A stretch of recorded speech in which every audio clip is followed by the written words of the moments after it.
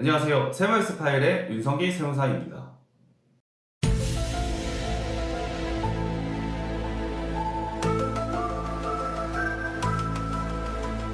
오늘의 X파일 주제는 13월의 월급, 연말정산 잘못하면 X된다입니다.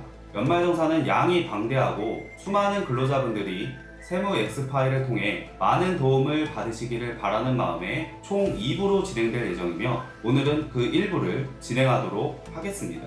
첫 번째, 연말정산 간소화 자료를 맹신하면 안 된다. 우선 연말정산 간소화는 연말정산에 필요한 서류를 국세청이 근로자를 대신하여 은행이나 학교, 병원 등으로부터 서류를 수집하여 제공하는 서비스에 불과합니다.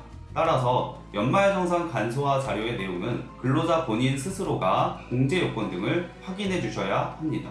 만약 근로자 본인의 확인 부주의 등으로 인하여 과다 공제를 받는 경우에는 세금을 다시 신고해야 할 뿐만 아니라 추가되는 세금의 가산세까지도 물으셔야 합니다. 그리고 연말정산 간소화 자료는 연말정산에 필요한 모든 자료를 반영하지는 못합니다. 대표적으로 기부금이나 안경 및 컨택트 렌즈, 교복 구입비 등의 경우에는 연말정산 간소화 자료에 집계되지 않는 경우가 많기 때문에 해당 항목에 대한 지출이 있었음에도 연말정산 간소화 자료에 나타나지 않은 경우에는 영수증 등을 별도로 구비해 주셔야 합니다. 학자금 대출 부모님이 상환하면 교육비 공제가 안 된다. 교육비 공제 중 학자금 대출 원리금 상환의 경우에는 대출자인 학생이 근로자로 2017년 1월 1일 이후 상환하는 부분부터 교육비 공제가 가능합니다. 따라서 학자금 대출을 부모님이 상환하는 경우에는 교육비 공제가 되지 않음에 유의해 주셔야 합니다. 세 번째, 주택 구입 자금과 전세자금 대출의 이자 비용 공제는 동시에 적용이 불가능하다. 전세자금 대출의 경우에는 주택을 소유하지 않은 경우에만 공제가 가능하기 때문에 주택 구입자금 대출이 있는 경우에는 이자 비용 공제가 적용되지 않습니다. 왜냐하면 주택 구입자금 대출이 있다라는 것은 주택을 소유하고 있다라는 것의 반증이기 때문입니다. 따라서 연말정산 간소화 자료에 두 개의 대출 관련 이자 비용이 동시에 있다면 주택 구입자금 대출 관련 이자 비용만 반드시 공제받으시기 바랍니다. 둘 다 받으실 경우에는 X될 수 있습니다.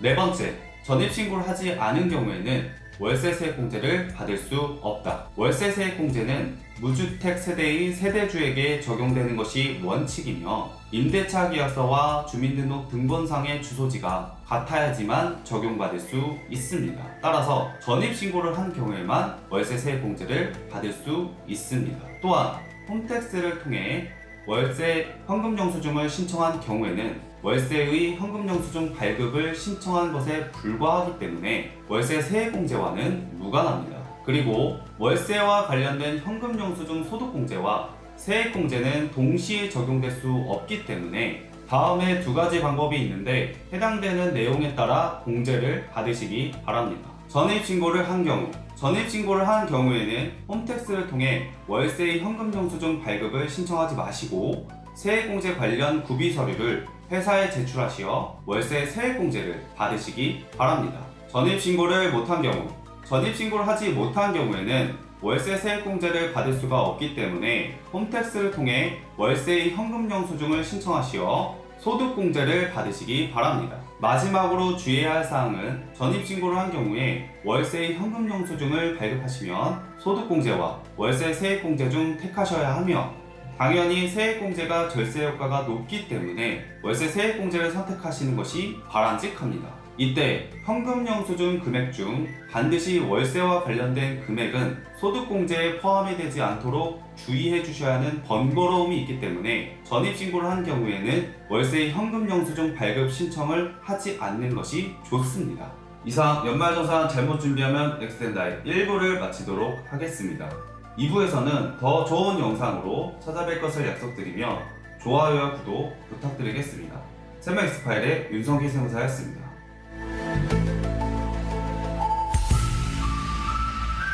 세무엑스 파일에서는 여러분의 문의 전화를 기다립니다.